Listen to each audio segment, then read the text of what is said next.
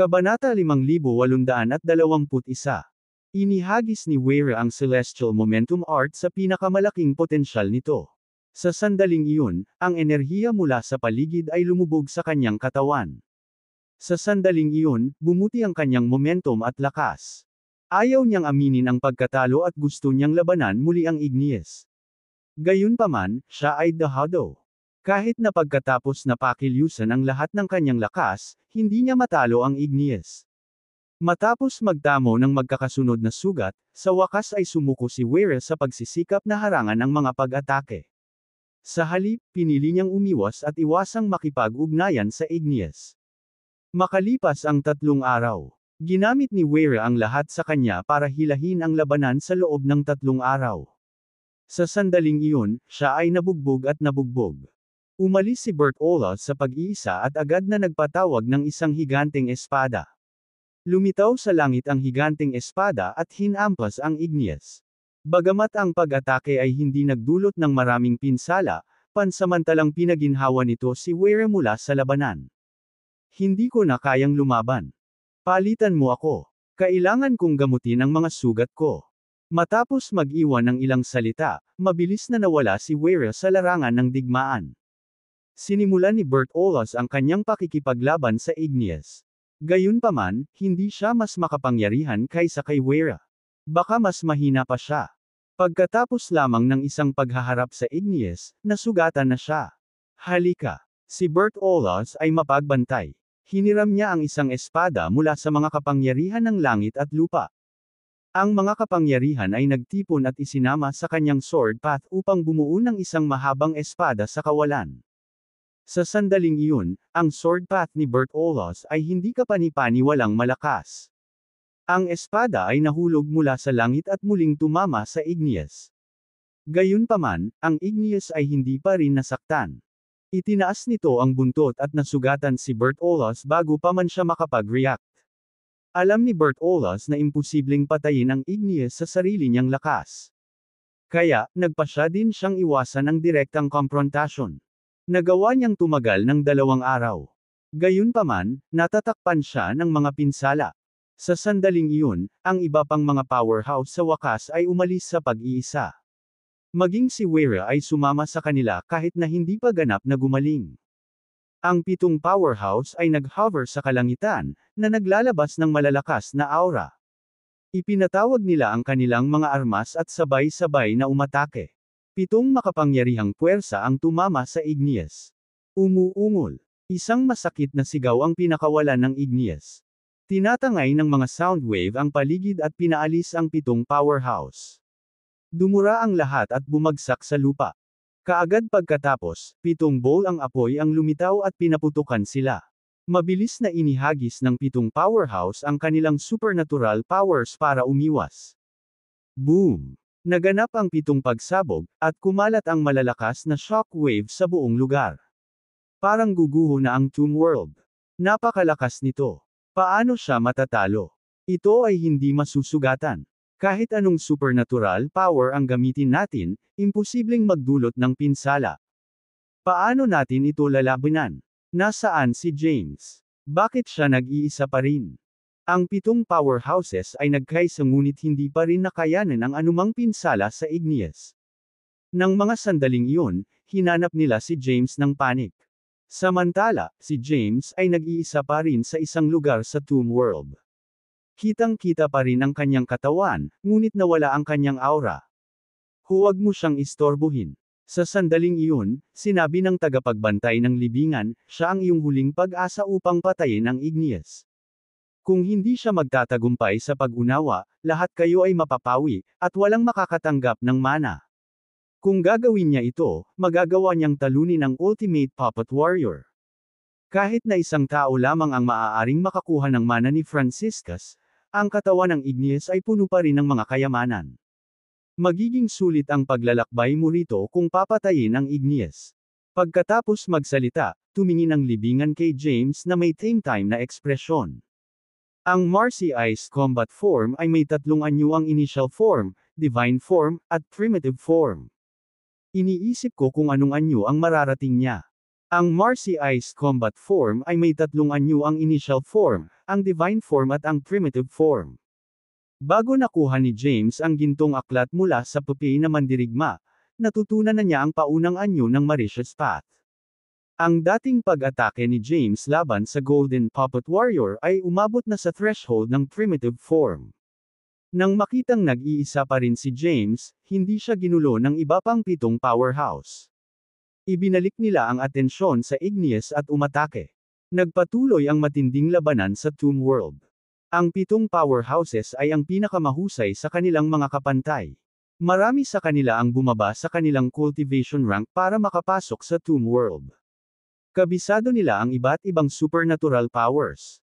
Kahit na mas marami sila sa Igneous, hindi sila maaaring magdulot ng anumang malaking pinsala. Boom! Sumabog ang mga pagsabog sa buong kawalan. 7 figure ang kumikislap sa kalangitan, umaatake sa Igneous gamit ang lahat ng kanilang trump card. Gayunpaman, nabigo pa rin silang talunin ang Igneous. Sa puntong iyon, lahat ay nasugatan na. Damn it! Masyadong malakas. Hindi natin magagawa ito. Paano tayo lalaban? Bakit hindi lumabas si James sa pag-iisa? Kung hindi siya sumama sa atin kaagad, mamamatay tayo. Ang 7 powerhouse ay naging balisa. Ipinagpatuloy nila ang kanilang mga pag-atake, at 7 makapangyarihang puwersa ang hamampos patungo sa Igneous mula sa lahat ng direksyon. Girl! Ang Igneous ay umungal, at ang nakakatakot na puwersa ay lumabas sa katawan nito. Ang puwersa ay tinangay ang paligid na parang mga alon ng tubig at pinasabog ang lahat. Ang 7 powerhouse ay bumagsak mula sa langit at nahulog sa lupa. Bago pa sila makatayo ay pinaputukan na sila ni Igneous ng mga bolang apoy. Nang maramdaman ang panganib, mabilis nilang ginamit ang supernatural powers para mag-teleport palabas ng lugar. Kaagad pagkatapos, 7 malalim na hukay ang nabuo sa mga lugar kung saan sila huling bumagsak. Sugatan na ang 7 sa kanila, ngunit hindi sila sumuko at patuloy na lumaban. Lumipas ang oras araw-araw. Ang labanan ay tumagal ng 1 buwan. Ang 7 powerhouse ay humalili sa pakikipaglaban sa Igneous noong nakaraang buwan. Lahat ay nasugatan ng husto, at sila ay nauubusan ng lakas. Hindi na sila makatagal pa. Ito ay masama. Hindi na ako makakatagal. Nasunog ang buong katawan ni Bert Olas sa apoy ng Igneous. Si Bert Olas ang unang umatras sa larangan ng digmaan. Siya ay nagpakita sa isang malayong sulok at nagsimulang pagalingin ang kanyang mga sugat. Ang iba ay hindi na rin nakapagpumilit at sumunod na rin. Sakto nang umatras ang 7 powerhouse, biglang nagmulat ng mata si James. Isang pulang liwanag na sinag ang sumabog mula sa kanyang mga mata, at ang kanyang aura ay biglang tumaas. Pinaghiwa-hiwalay ni James ang porma sayon, pagkatapos ay dahan-daang umakyat sa langit. Habang gumagalaw siya, nakaugnay siya sa kapangyarihan ng langit at lupa. Ano ang? Nagulat ang 7 powerhouse nang maramdaman ang potent aura ni James at tinitigan siya. Sa sandaling iyon, napakalaki ng aura ni James, at isang malakas na fighting spirit ang lumabas sa kanyang katawan. Lumitaw ang mga pulang ilaw sa ibabaw ng kanyang katawan at mabilis na kumikislap. Sumimangot ang libingan at bumulong, the Marcy Ice Path's divine form. Sa kasamaang palad, hindi iyon sapat para patayin ang Igneous. Ang libingan ay malinaw sa lakas ng Igneous. Alam din niyang nasa Years 1 first rank si James. Kahit nasa divine form ng Marcy Ice Path, hindi sapat ang lakas ni James para ibagsak ang Igneous. Kailangan niyang nasa primitive form para talunin ang Igneous. Bakit napakalakas ng aura ni James? Hindi ito kapangyarihan mula sa kanyang cultivation rank. Sarili niyang lakas iyon. Ito ang Marcy Ice combat form. Nabasa ko na ito sa mga sinaunang aklat. Noong unang panahon, ang mga nabubuhay na nilalang ay hindi nakabisado ang mga inscription ng langit at lupa. Noon, isang powerhouse ng human race ang lumikha ng Marcy Ice Path para lumaban. Naitala na mayroong 3 form sa Marcy Ice combat form. Nakakita na rin ako ng records tungkol dito. Ang initial form ay talagang madaling makuha. Hanggat mayroon kang sapat na control sa iyong bloodline, lakas, at kapangyarihan ng kaluluwa, ang pagpasok sa initial form ay isang piraso ng cake. Ang pangalawang anyo ay tinatawag na banal na anyo, na kung saan ay mas mahirap na master. Nakapagtataka, si James ay nasa banal na anyo. Ang mga powerhouse na naruroon ay mula sa mga pangunahing sekta at paksayon. Sa makatuwid, nagkaroon sila ng magaspang na pag-unawa sa Three Marsyas combat forms. Mag-focus tayo sa paggamot sa ating mga sugat at ipaubaya na lang kay James ang natitira. Nagsimulang gumaling ang 7 powerhouse. Kasabay nito ay ang atensyon nila kay James. Mga pulang ilaw na tila kidlat ang damaloy sa katawan ni James. Sa pagkakataong iyon, nakakapang-akit ang kanyang aura. Dahan-daang humakbang si James at tumingin sa napakalaking halimaw na nasa harapan niya. Naikuyom niya ang kanyang mga kamao at naramdaman ang kapangyarihang dumadaloy sa kanyang katawan, sinusubukang umangkop dito. Grrr! Ang Igneous ay umungal, pagkatapos ay iniluwa ang isang bola ng apoy. Ikinaway ni James calmly ang kanyang kamay at pinaalis ang bola ng apoy. Pagkatapos, bigla siyang sumulpot sa harap ng Igneous at inihampas ang kanyang kamao sa ulo nito. Matapos ay unlock ang divine form, ang bilis at lakas ng paggalaw ni James ay tumaas. Sabog ang Igneous matapos tamaan sa ulo at bumagsak sa lupa. Paano siya naging malakas? Hindi man lang namin nagawang saktan ang Igneous habang nagtutulungan. Gayunpaman, napakadaling napatumba ni James. Iyan ay ilang nakakatakot na lakas. Ang pagpapakita ng lakas ni James ay napatulala sa iba pang mga powerhouse. Boom! Ang lupa ay sumabog, at ang Igneous ay lumundag muli sa langit. Ang Igneous ay galit na galit, at ang katawan nito ay umaagos sa apoy. Bigla nitong sinugod si James at ibinaba ang kuko sa pagtatangkang hulihin si James. Mahusay na naiwasan ni James ang pag-atake at lumitaw sa ibaba ng Igneous. Pagkatapos, paulit-ulit niyang sinalakay ang tiyan nito. Bagamat malakas si James at nagawang patumbahin ng isang beses ang Igneous, hindi siya makapagdulot ng anumang malaking pinsala. Ang Igneous ay patuloy na ibinagsak sa lupa, at ito ay nahulog sa lupa ng ilang beses. Maraming beses na umatake si James, ngunit ni isang sukat ng katawan ng Igneous ay hindi nahulog. Swoosh! Lumitaw si James sa likod ng Igneous at hinawakan ang buntot nito. Pagkatapos, pinaikot niya ang Igneous ng ilang beses at binitawan. Ang Igneous ay ipinadala na lumipad sa malayo. Kaagad pagkatapos, hinarang ni James ang lumilipad na tilapon ng Igneous at tinapakan ito.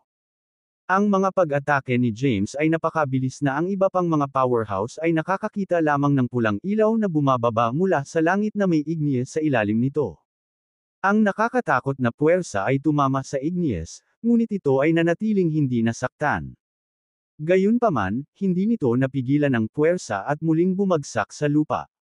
Walang tigil ang pag-atake ni James ngunit hindi gaanong napinsala.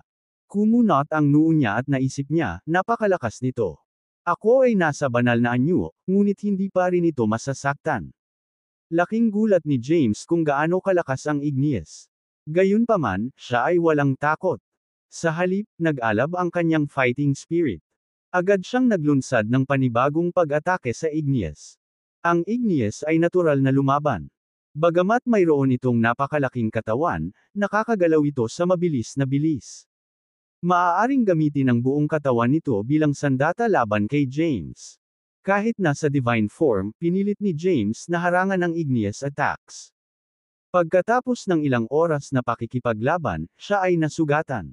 Bumagsak ang kanyang katawan sa lupa at bumagsak sa mga guho. Swoosh! Lumipad pabalik sa langit si James at inatake muli ang Igneous. Matindi ang labanan. Laking gulat ng 7 powerhouse na ginagamot pa ang kanilang mga sugat. Maging ang libingan ay binibigyang pansin ang labanan. Git! Asterisk nakatayo sa larangan ng digmaan, umungal ang Igneous. Pagkatapos, biglang tumaas ang kaliskis nito, at sumiklab ang mga bahid ng apoy. Nag-intertwined ang mga fire streak at naging lambat.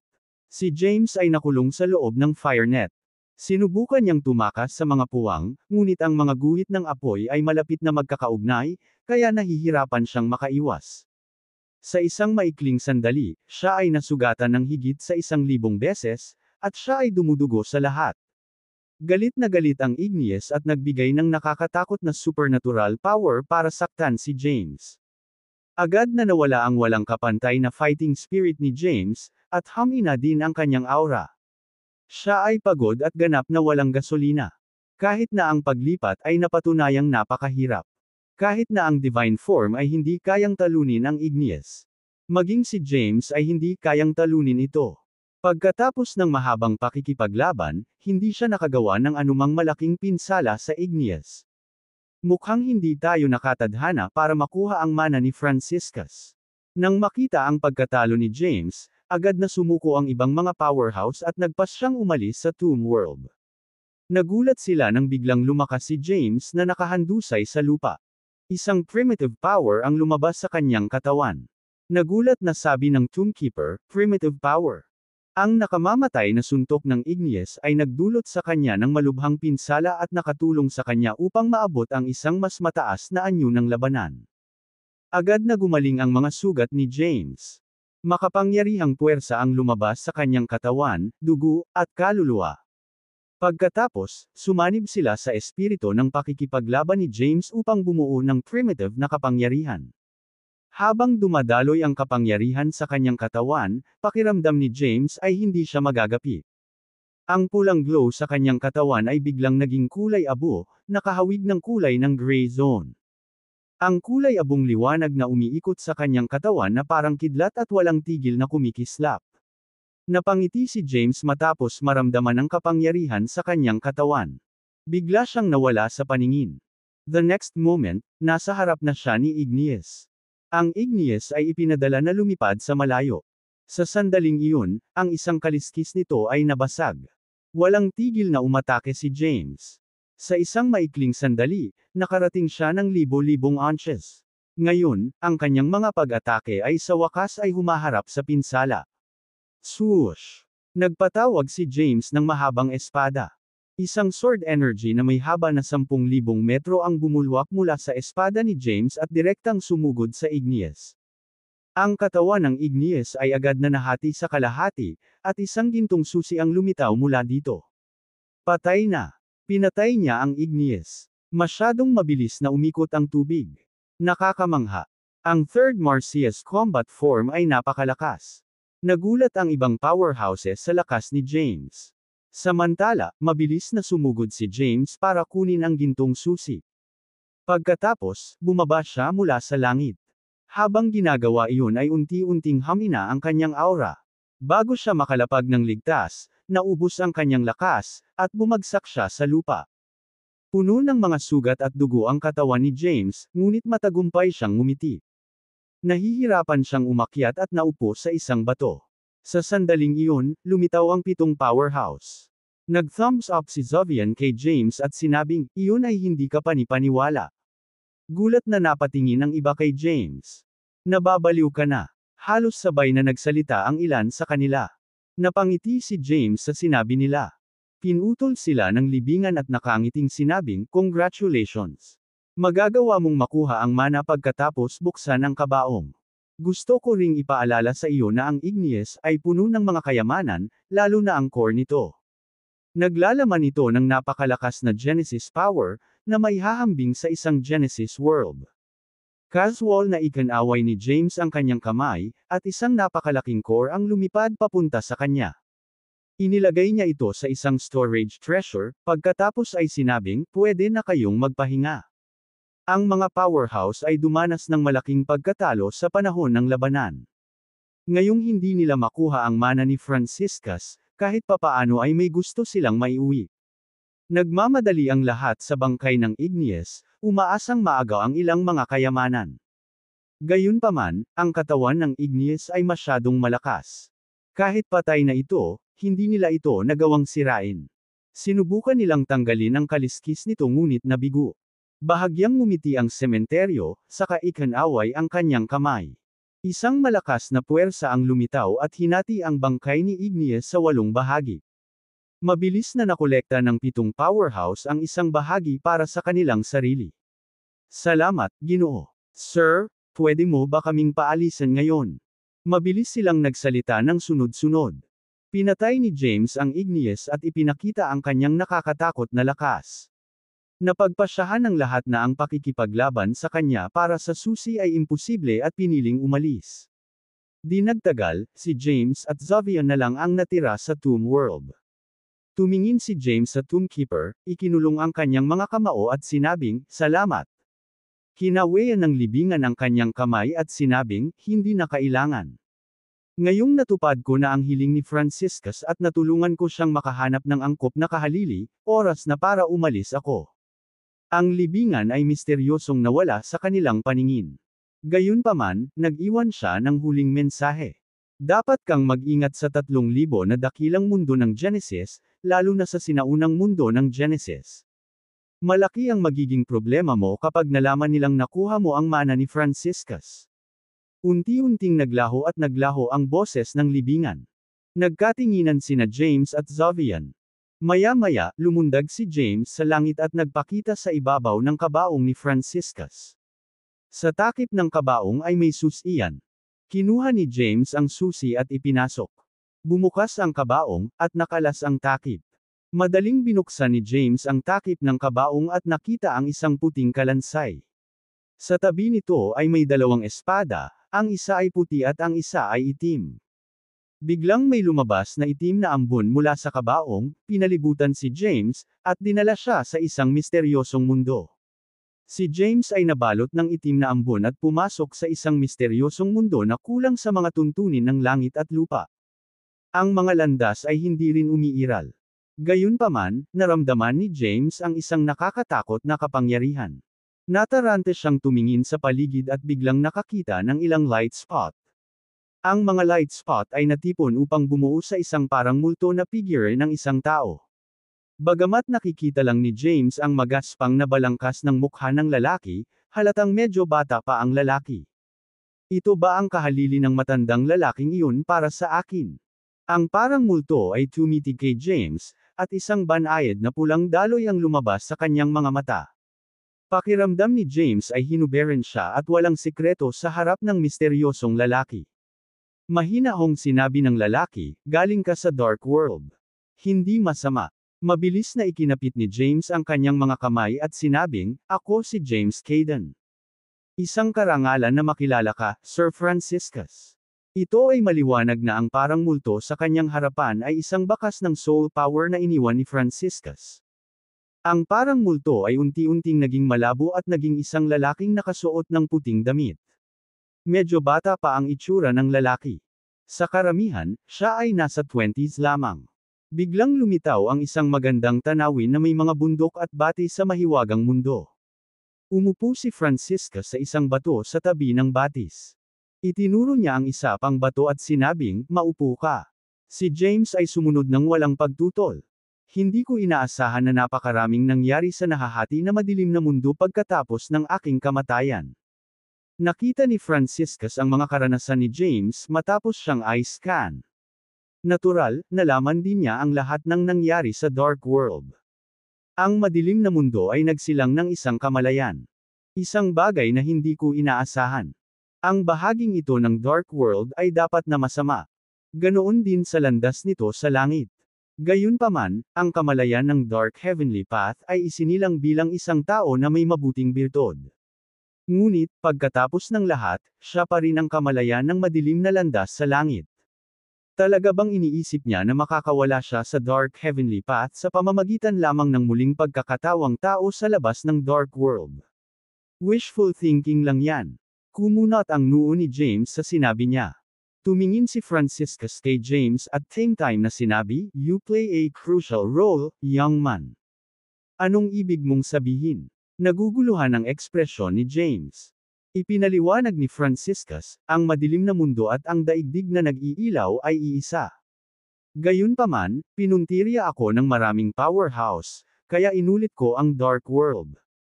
Ngayon na ito ay nagsilang ng isang kamalayan, na na-reincarnated na, ganoon din siguro ang nangyari sa Illuminated World's Heavenly Path. Nakinig ng mabuti si James. Nagpatuloy si Franciscus, na nagsasabing, bagaman mabait si Thea, siya ay isang kamalayan pa rin na ipinanganak mula sa madilim na landas sa langit. Kapag naabot niya ang isang tiyak na taas sa kanyang cultivation rank, maaapektuhan siya ng kapangyarihan ng Dark Heavenly Path. Sa kalaunan, babalik siya sa kadiliman. Ibig mo bang sabihin na ang reincarnated self ni Thea ay magiging corrupted? Tanong ni James na nakakunot ang noo. Mataimtim na sinabi ni Franciscus, kung ganoon lang ka-simple. Matagal na kayong nasa dark world pero hindi pa naapektuhan ng dark aura. Ito ay dahil tinatakan ko ang masamang kapangyarihan ng dark world. Kapag ito ay nailabas, ang kahihinatnan ay magiging mabangis. Habang lumalakas ang reincarnation ni Thea, naramdaman niya ang masamang kapangyarihan na nabuklod sa dark world. Pagdating ng oras, babalik siya sa kadiliman at ganap na makokontrol ang dark power. Kung nangyari iyon, walang sino man ang magkakaroon ng pagkakataon laban sa kanya. Sa huli, sisirain niya ang lahat. Hindi ka ba nagpapalaki ng konti? Nag-alinlangan si James sa mga salita ni Franciscus, hindi siya naniniwala na magagawa ni Thea ang gayong kasamaan. Naniniwala si James na hindi magiging corrupt si Thea kahit na ilabas ang masasamang kapangyarihan ng dark world. Mataimtim na sumagot si Franciscus, hindi ito pagmamalabas. Isa lang ang paraan para harapin ang sitwasyon. Tinanong ni James, ano ang maaaring gawin? Sumagot si Franciscus, para mahanap ang kanyang isa pang reincarnation. Nalilitong tumingin sa kanya si James at nagtanong, nag-reincarnate ba si Thea bilang dalawang magkaibang tao? Upang maging mas tiyak, ito ay ang reincarnation ng kamalayan ng Illuminated World's Heavenly Path. Ang Dark and Illuminated World dati ay isa. Kung ang madilim na mundo ay nagsilang ng isang kamalayan, ganoon din ang mangyayari sa iluminado na mundo. Ang kamalayan ng Illuminated World's Heavenly Path ay ang tanging bagay na makakakontrol sa reincarnated consciousness ng Dark World. Nakuha agad ni James ang konsepto. Sa asensya, nang ang kamalayan ng Dark Heavenly Path ay naging Thea, ang isa pang Illuminated World's Heavenly Path ay gumawa din ng isa pang Thea. Ang isa pa sa kanya ay hindi mula sa kadiliman ngunit alam ang lahat tungkol sa katapat nito. Matapos malutas ang krisis ng madilim na mundo, pinili ni Thea na muling magkatawang tao sa ibang Genesis world. Ganoon din ang gagawin ng The Illuminated World's Thea. Nasa po ni James ang kanyang noo at bamulong, so may asawa na ako ngayon. Patay na ako. Kailangan mong lutisin ito. Wala itong kinalaman sa akin. Anyway, let's get back to business, walang pakialam na sabi ni Franciscus. Nagkomento lang siya pagkatapos niyang makita ang mga karanasan ni James. Kung paano umunlad ang mga bagay, wala itong kinalaman sa kanya. Kahit na may kaugnayan siya sa mga bagay na ito, wala siyang kapangyarihan. Tinanong ni Franciscus, nagil-inang ka ng curse magic, tama ba? Oo, bahagyang tumanggo si James. Ipinaliwanag ni Franciscus, ang curse magic na kumakalat sa dark world ay ilan lamang sa mga pangunahing kaalaman.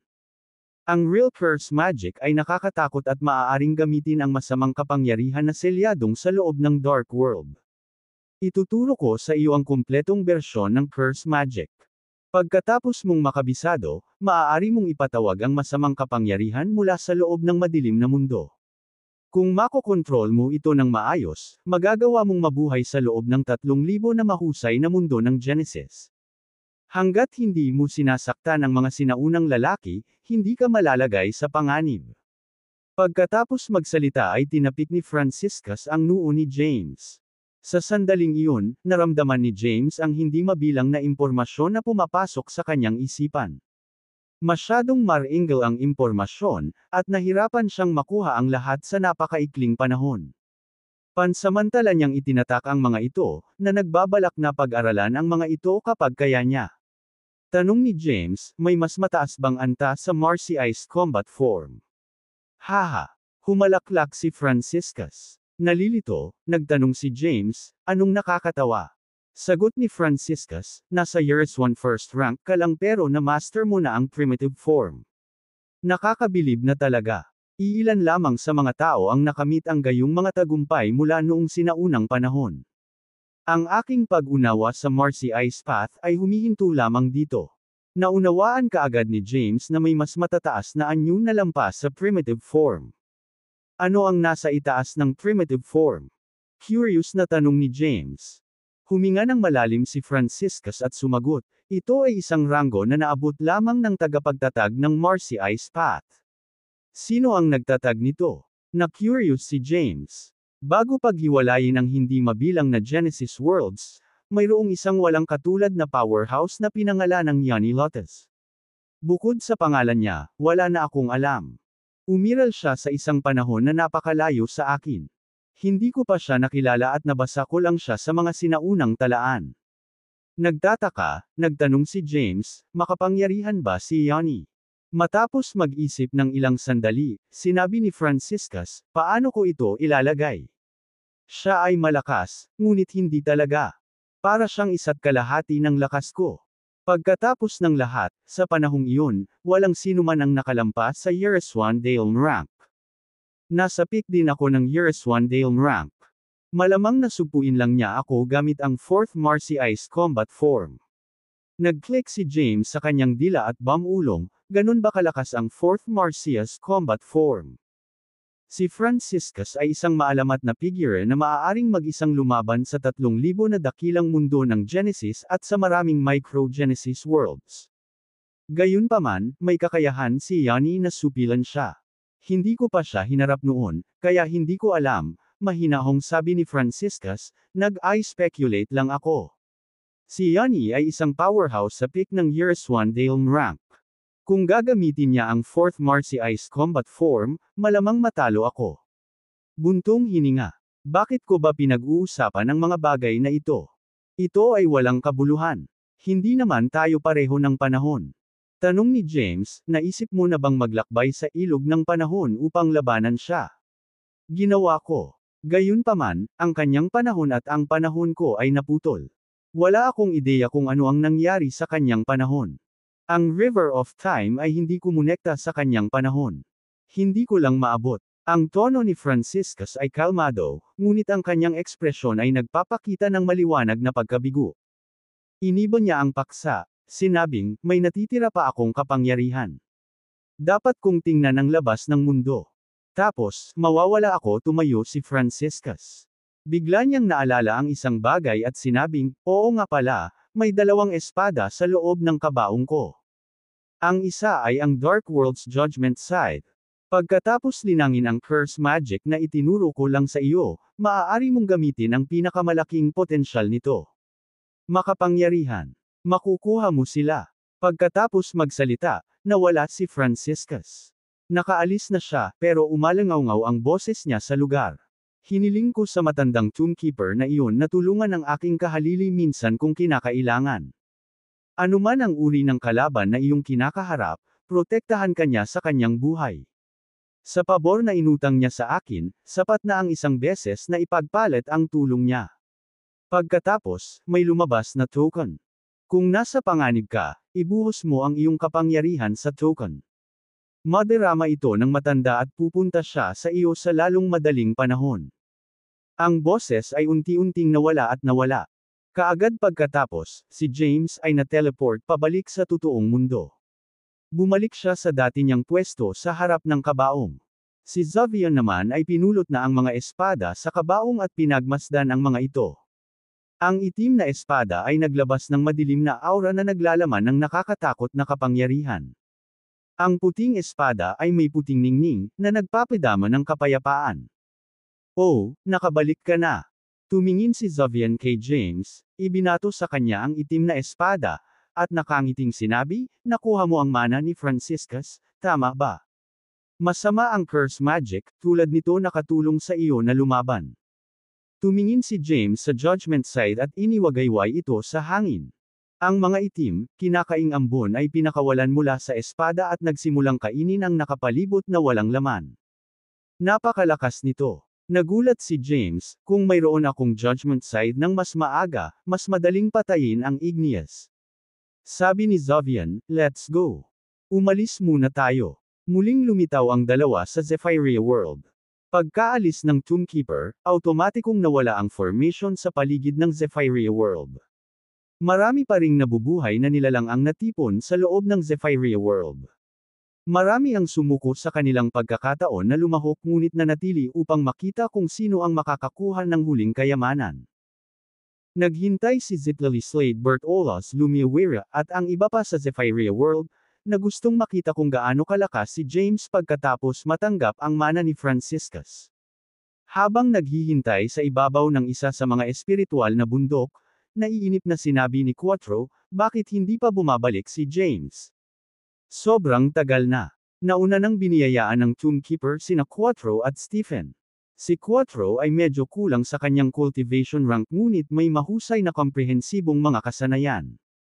Sa biyayang ibinigay sa kanya, mabilis na umunlad ang kanyang ranggo sa paglilinang. Hindi lamang siya nagtagumpay sa isang pambihirang supernatural na kapangyarihan, ngunit naabot din niya ang Years 1 First Rank. Nakamit niya ang magagandang tagumpay sa maikling panahon lamang. Nakatanggap din ng basbas si Stephen. Gayunpaman, ang kanyang ranggo sa paglilinang ay nanatiling pareho.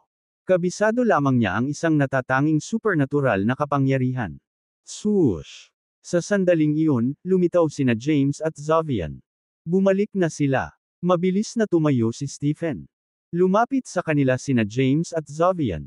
Tinitigan ni Quattro si James at nakangiting nagtanong, "Kumusta, General? Ano ang nakuha mo sa oras na ito? Maaari mo bang ipakita sa akin?" Sa sandaling iyon, maraming tao ang nakapaligid sa kanila. "Congratulations, James. Interesado ka bang bisitahin ang aming sekta? Dapat kang pumunta para makita ang Beleriand Dynasty, James." Maraming mga powerhouse ang nagpadala ng mga imbitasyon kay James. Bagamat may mga ngiti sila, alam ni James na mayroon silang masamang intensyon. Siya ay mula sa madilim na mundo, na hindi kinilala ng ibang Genesis worlds. Kung bibisitahin niya ang mga pangunahing sektang ito pagkatapos makuha ang mana ni Franciscus, diretso siya sa kanyang libingan. Bukod dito, binalaan na siya ng libingan na mag-ingat sa 3,000 Great Genesis worlds. Mayroon akong ibang negosyo ngayon. Pag-iisipan ko sa susunod. Magalang na tinanggihan ni James ang kanilang mga alok. Pagkatapos, lumingon siya sa kanyang mga kasama at sinabing, "Tara na." Mabilis na umalis ang grupo sa Zephyria World at lumitaw sa loob ng Gray Zone. Ang Zephyria World ay patuloy na sumulong sa Gray Zone. Sa sandaling umalis sila, ang Zephyria World ay naanod. Sa sandaling iyon, naramdaman ni James at ng kanyang mga kasama ang isang mapanganib na aura. Kumunat ang noo ni James at pinagmasdan ang paligid. Hindi nagtagal, namataan niya ang isang grupo ng mahigit 1,000 nilalang na papalapit sa malayo. Kumunat ang noo ni James at same time na sinabi, "Nando." Walang iba kundi si Nando, na nakalaban ni James sa Tomb World. Noon, nagtamo ng matinding pinsala si Nando at hindi na niya kayang lumaban para sa sukdulang kayamanan. Kaya naman, nagpasya siyang umalis sa Tomb World. Hindi inaasahan ni James na nagtipon si Nando ng iba pang mga powerhouse para hintayin siya sa labas ng Zephyria World. Tinitigan ng masama ni Nando si James at sinabing, "Matagal na akong naghihintay, James. Ibigay mo ang mana ni Franciscus, at ililigtas ko ang iyong buhay." Medyo marami sila. Oo, ang ilan ay nasa Years 1 Zalem rank. Sina Xavier at Stephen ay may mga solemn na ekspresyon. Sinulyapan sila ni James at sinabing telepathically, "Hindi natin sila makakalaban." Sa bilang ng 3, lahat ay tumatakas sa iba't ibang direksyon. "Ako ang pangunahing target, kaya hindi ka nila hahabulin. Pagkatapos kong mawala sila, makikipag-ugnayan ako sa inyo sa pamamagitan ng isang inscription." Matapos matanggap ang mensahe, agad na naghanda sina Xavier, Stephen at Quattro para kumilos. Kinuha ni James ang judgment side at mahinahong sinabi, "Ito ang sukdulang kayamanan. Kung gusto mo, ibibigay ko. Gayunpaman, sino sa inyo ang makakatiyak na magiging ligtas ako pagkatapos itong ibigay?" Kasabay nito, lihim na nakipag-usap si James sa kanyang mga kasama. 1, 2. Bago pa matapos magbilang si James ay nakatakas na si Quattro. Mabilis ding nakatakas sina Xavier at Stephen, naiwan si James sa Gray Zone kasama ang grupo ng mga powerhouse. Hindi agad umalis si James. Sa halip, tinitigan niya si Nando at ang grupo ng mga powerhouse sa likod niya. Naiwan si James sa grupo ng mga powerhouse matapos tumakas ang kanyang mga kasama sa lugar. Gayunpaman, hindi siya nagmamadaling tumakas. Hindi rin nahabol ni Nando at ng kanyang grupo ang mga kasama ni James. Ang pangunahing target nila ay si James at ang kayamanan na kanyang nakuha. Tumingin si James sa Judgment side, pagkatapos ay sa mga powerhouse na pinamumunuan ni Nando, at mahinahong sinabi, kung gusto mong agawin ang aking kayamanan, dapat mong sabihin sa akin ang iyong pinagmulan. Mataimtim na sinabi ni Nando, makinig kang mabuti. Ako ay mula sa Yaqui sect ng Ancient Genesis World. Isa kami sa pinakamatanda at pinakamalakas na Orthodox. Tumingin si James kay Nando at nakangiting sinabi, oh, galing ka sa Yaqui sect. Kaya, sino ang humihingi ng mana ni Franciscus? Ikaw ba o ang sekta? Masyado kang maraming tanong. Sa sandaling iyon, isang matandang lalaki ang humakbang at nagsabing, bakit mo pa siya kakausapin? Patayin natin siya at agawin ang kayamanan. Napatingin si James sa matandang lalaki.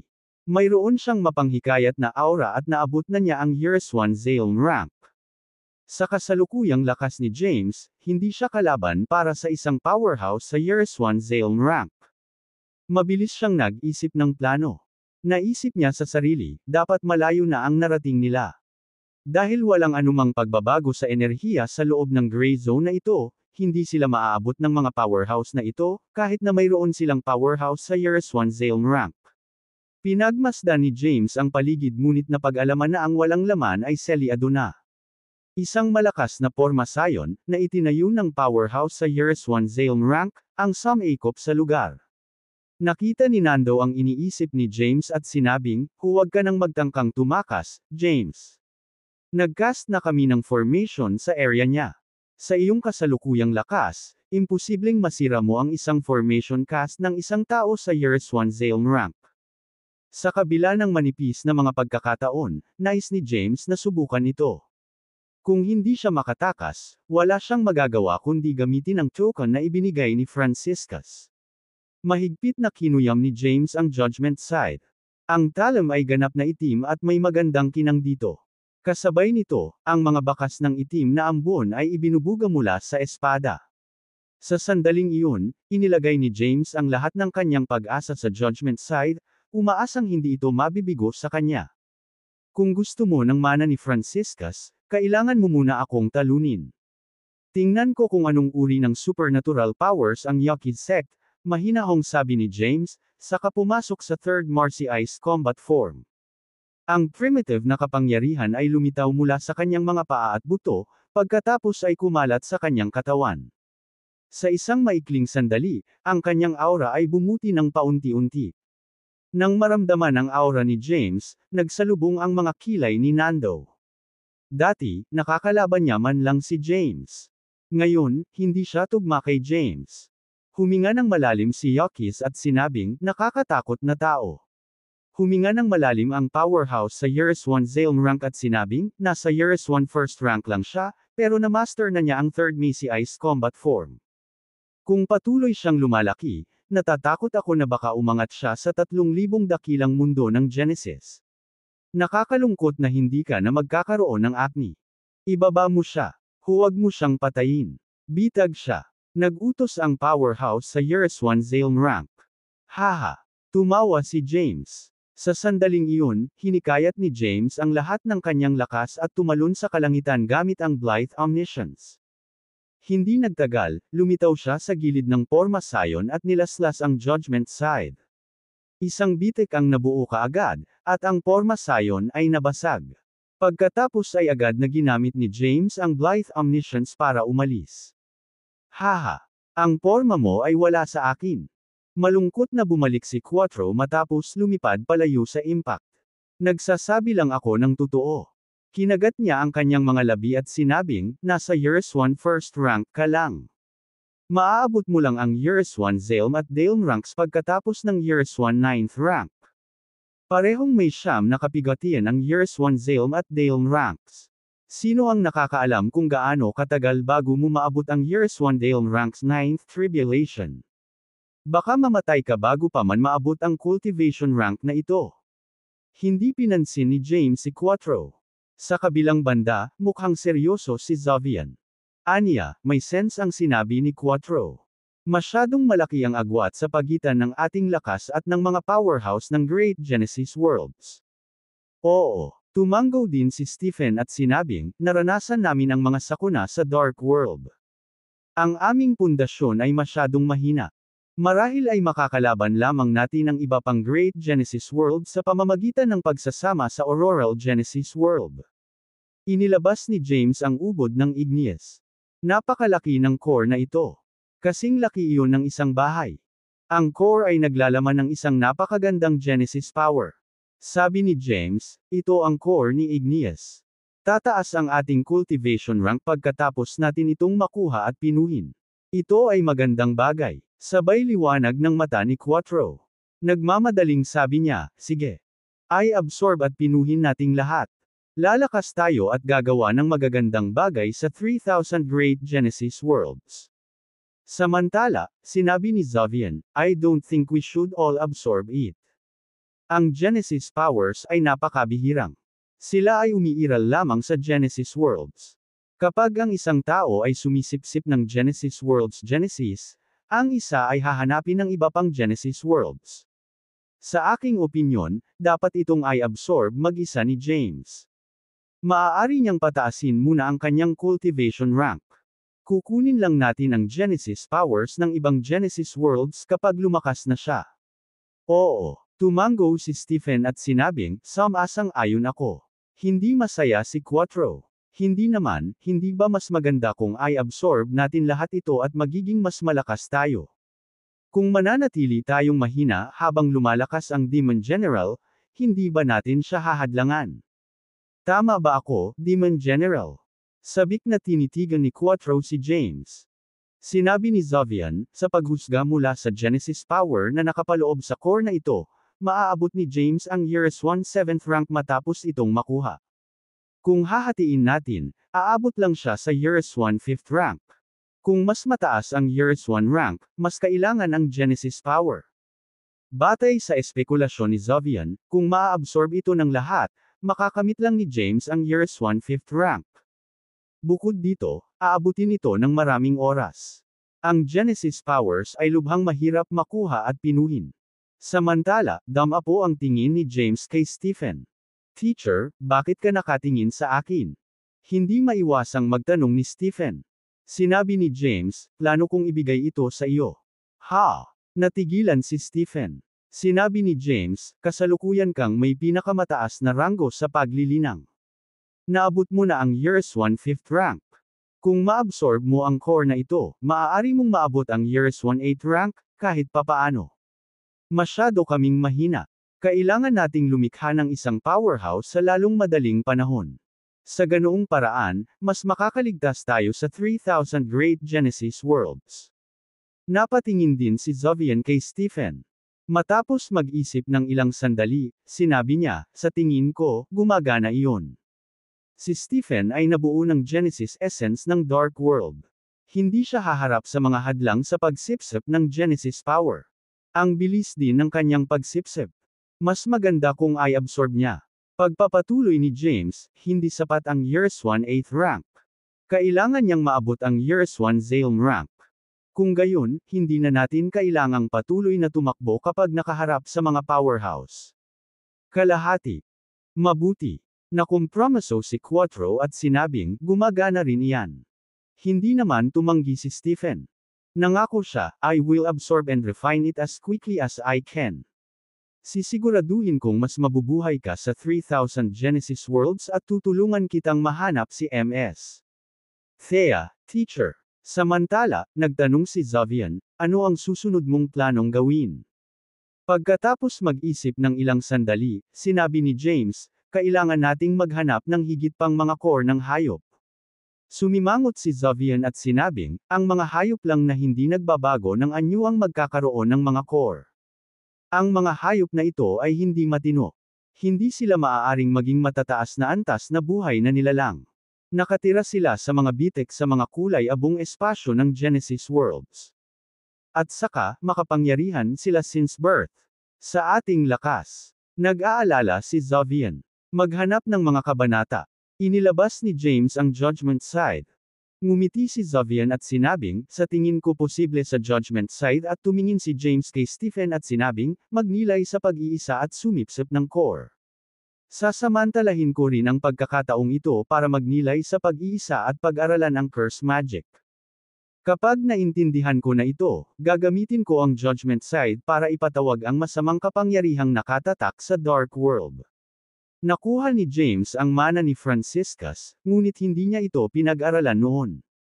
Ngayon, kailangan niyang gamitin ang pagkakataong ito para pag-aralan ang curse magic. Gusto niyang malaman kung gaano kalakas ang kumpletong curse magic. Batay sa record ni Franciscus, ang kumpletong curse magic ay halos hindi matatalo. Nag-set up si James ng time formation sa lugar na ito. Nagsimulang magnilay-nilay si Stephen sa pag-iisa at sumipsip ng core ni Igneous.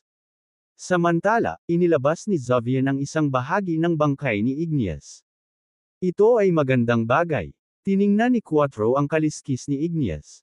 Sabay-sabay, nagningning ang kanyang mga mata habang sinabi, kung ang kaliskis na ito ay ginamit upang lumikha ng baluti, ang lakas ng depensa nito ay magiging kahanga-hanga. Ang Gulu God na ito ay gagawa din ng mga nakakatakot na sandata. Lumapit si Quattro, gustong mapunit ang kaliskis. Gayunpaman, sa kabila ng paggamit ng kanyang buong lakas, hindi niya mapunit ang kaliskis. Igneous kaliskis. Darn it! Hindi ito makatarungan, cursed Quattro. Sumagot si Xavier, wala. Dati may fairness, snorted Quattro. Sige. Gagamitin ko itong buto ni Igneous para gumawa ng sandata para sa iyo. Pumunta at maghanap ng ilang mga bihirang materyales. Makakagawa tayo ng mas malakas na espada sa pamamagitan ng pagsasama-sama ng mga ito sa buto. Magaling! Pupunta ako at hahanapin ko sila ngayon. Excited na umalis si Quattro. Siya ay nasa Years 1 first rank. Maaari siyang mabuhay sa Divine Genesis World nang walang mga isyo, ipinagkaloob na hindi niya sinaktan ang mga powerhouse. Kaya naman, hindi masyadong nag-alala sina James at Xavier sa kanya. Sinimulan ni Xavier ang pagharap sa mga kaliskis at buto.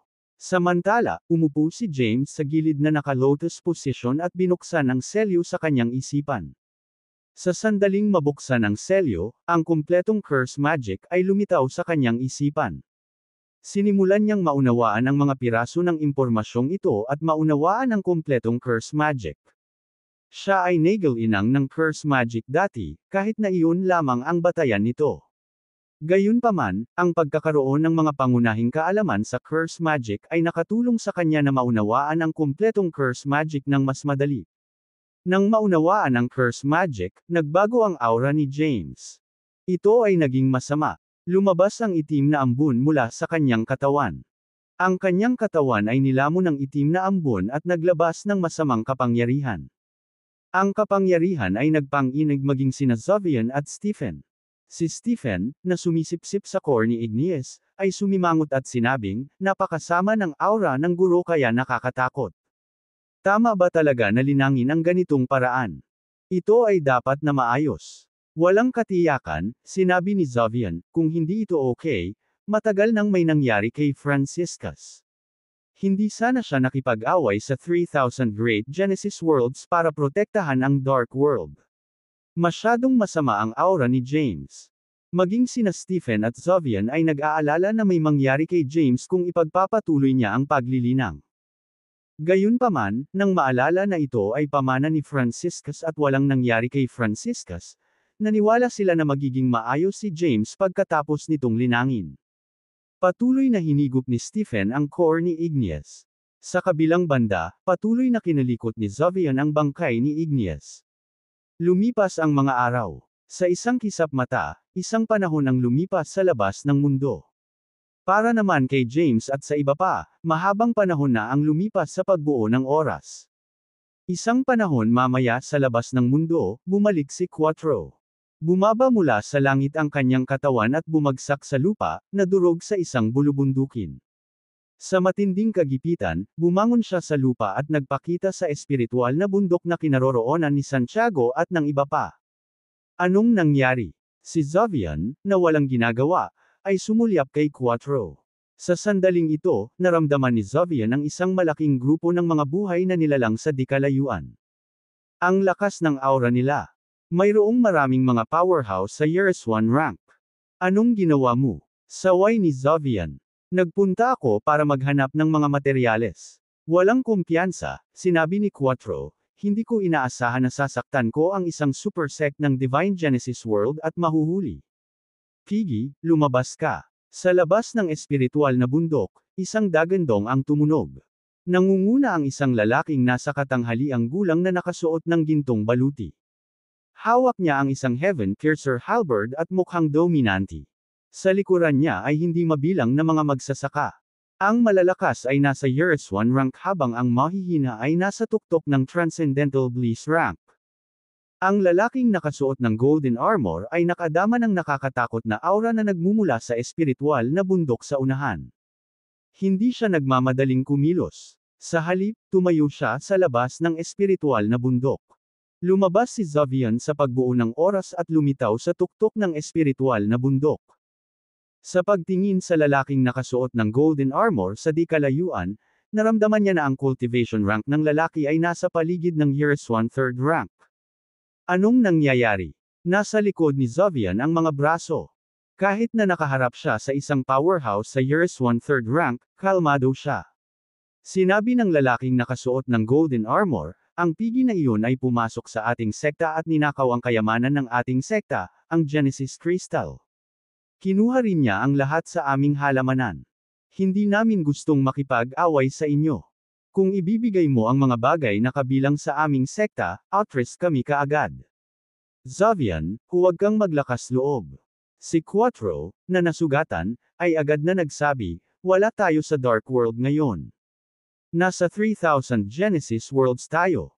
Walang makatwiran dito. Ang mga mundo dito ay tumitingin lamang sa mga makapangyarihang nilalang. Labanan lang sila at paatros. Hindi na kailangang makipag-ayos sa kanila. Tama ka. Tumayo si Stephen at sinabing, sa labas ng mundo, ang isa ay mabubuli kung mahina. Kailangan nating maging mas agresibo. Ang Genesis Crystal lang ang meron tayo. Wala itong halaga. Salamat. Nag-thumbs up si Quattro kay Stephen at sinabing, mula ngayon, buddy na kita. Dahil kinilala kita bilang kaibigan ko, kailangan mo akong protektahan. Lumipas ang isang panahon sa labas ng mundo. Pino at na-absorb ni Stephen ang core ni Igneous ng buo. Dati, ang kanyang cultivation rank ay nasa Years 1 5th rank. Ngayon, naabot na niya ang rurok ng Years 1 7th rank. Isang hakbang na lang ang layo niya sa Years 1 8th rank. At saka, matibay ang kanyang pundasyon. Kung sasabak siya sa isang powerhouse sa Years 1 8th rank, maaaring may pagkakataon siyang manalo. Natapakan ni Stephen ang kawalan at naglakad palabas ng time formation. Lumitaw sa kalangitan sa itaas ng espiritual na bundok, tinitigan niya ang malaking grupo ng mga buhay na nilalang sa malayo. Ano ang gagawin mo kung hindi namin sila ibalik? Malakas ang boses ni Stephen sa buong lugar. Sabi niya, ito ay mga makamundong pag-aari lamang. Huwag masyadong seryosohin ang mga ito. Kung aalis ka ngayon, magpapanggap akong hindi ka dumating. Kung hindi, naramdaman ng lalaking nakasuot ng golden armor ang aura ni Stephen. Hindi niya maiwasang sumimangot. Siya ay nasa tuktok ng Years 1 7th rank. Huminga siya ng malalim. Saan ka galing? Sabihin mo sa akin ang iyong pangalan. Ang Divine Genesis World ay hindi isang madaling pantirya. Mayroon tayong backbone sa Ancient Genesis World. Mangyaring huwag atakihin ang iyong sariling mga tao. Malakas at malinaw ang boses ng lalaking nakasuot ng golden armor. Mawala. Kabanata 5835. Ikanaway ni Stephen ang kanyang kamay, at isang malakas na puwersa ang lumabas mula sa kanyang manggas. Ang hukbo sa di kalayuan ay lumipad palayo sa puwersa. Hindi ginamit ni Stephen ang kanyang buong kapangyarihan. Kung gagawin niya ang lahat, maaari niyang patayin ang mga nabubuhay na nilalang sa isang galaw. Matapos silang paatros, bumaba siya mula sa langit. Pinuri ni Quattro, ang galing mo. Bumaba din si Xavian mula sa langit. Sinabi niya, ibigay mo sila. Ano? Napaatras si Quattro ng ilang hakbang. Ang mga materyales. Kung hindi mo ibibigay sa akin, paano ako gagawa ng mga armas para sa iyo? Inilibot ni Xavian ang kanyang mga mata. Sige. Agad na inilabas ni Quattro ang mga materyales na kanyang ninakaw. Nasiyahan, kinuha sila ni Xavian at nagsimulang gumawa ng mga armas para kay Quattro. Gamit ang mga buto ni Igneous at ang mga materyales na ninakaw ni Quattro, nagsimula siyang gumawa ng mga armas. Habang pinapanday niya ang mga ito, nagdagdag din siya ng mga inscription ng Primevals mula sa Dark World. Walang kamalay-malay, isang makapangyarihang ancestral god weapon ang nilikha. Hinawakan ni Quattro ang pulang espada at iwinagayway ito. Ang espada ay naglalaman ng isang malakas na enerhiya. Mayroon itong kapangyarihan ng Igneous at ng Primevals mula sa Dark World. Hindi masama. Tumango si Quattro at sinabing, I like it. Samantala, tumingin si Stephen kay James.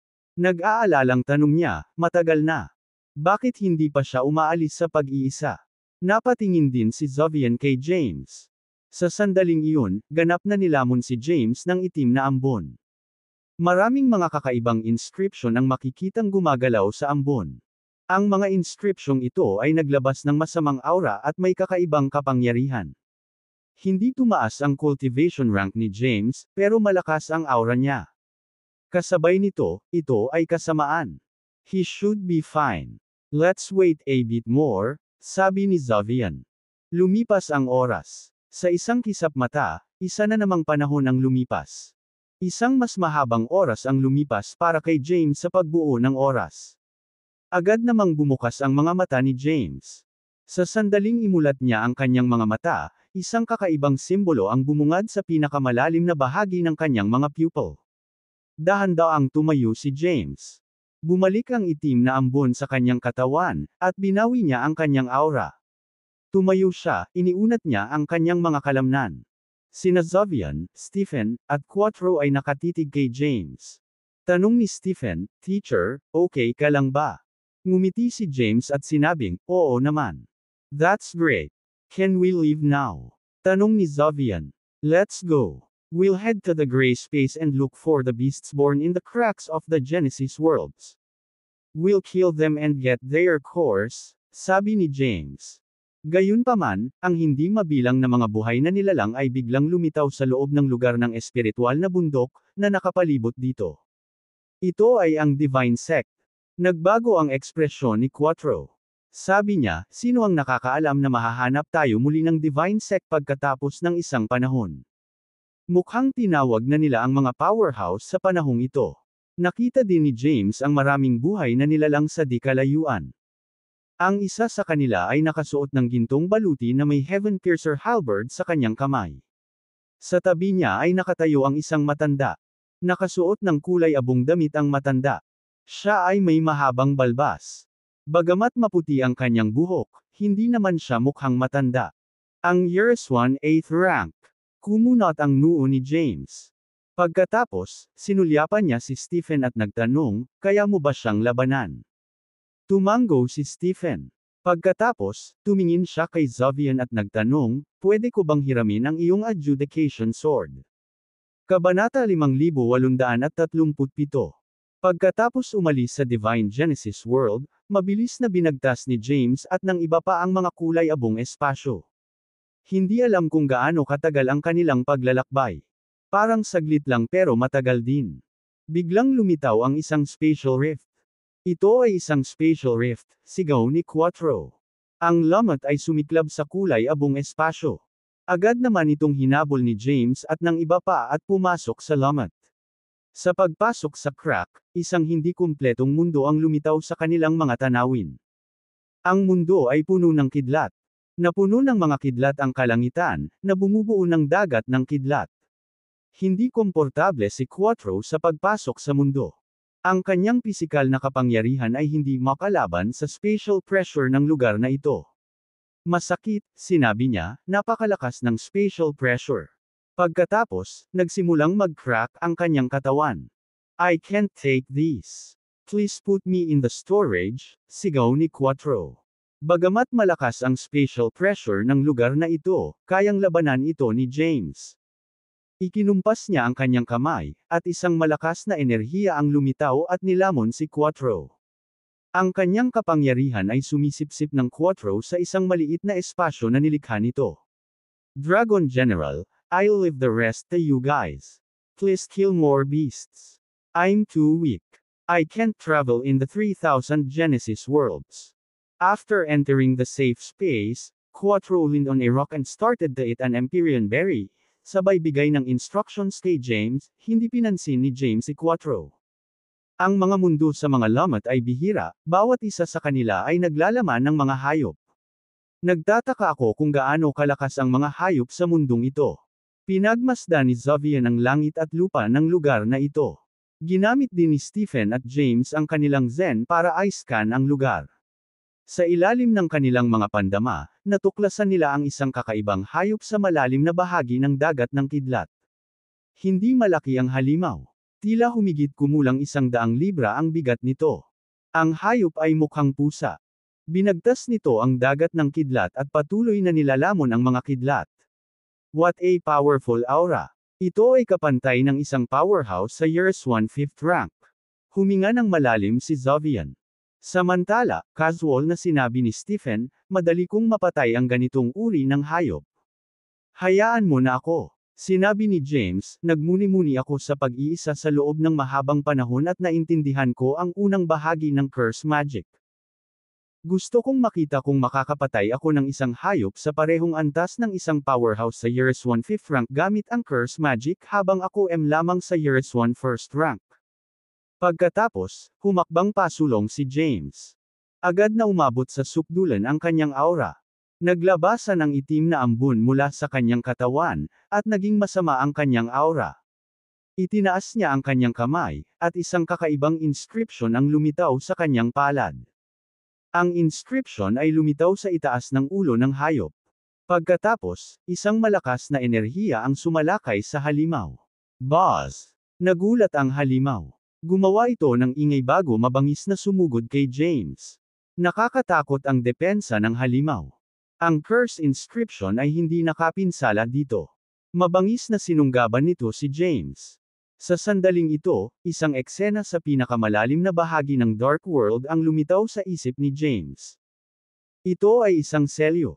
Itinatak nito ang isang napakagandang masamang kapangyarihan. Sa isang pag-iisip, ginamit ni James ang masamang kapangyarihan mula sa pinakamalalim na bahagi ng Dark World. Ginamit niya ang parehong masamang kapangyarihan at isang kakaibang curse rune. Isang kakaibang kapangyarihan ang lumitaw at inatake ang halimaw. Napaatras ang halimaw mula sa suntok. May bumungad din sa katawan nito, ngunit iyon lang. Nang makita iyon, nalungkot si James. Akala ko malakas ang curse magic, pero ito lang. Inilibot ni Zovian ang kanyang mga mata. Stop bragging. You're only in the Years 1/1 rank, while this beast is in the Years 1/5 rank. Nasugatan mo na siya. Ano pa ba ang gusto mo? Gusto mo bang patayin ang halimaw na ito gamit ang iyong cultivation base ng unang ranggo ng Years 1? Kabanata 5841. Maghanap ng mga kabanata.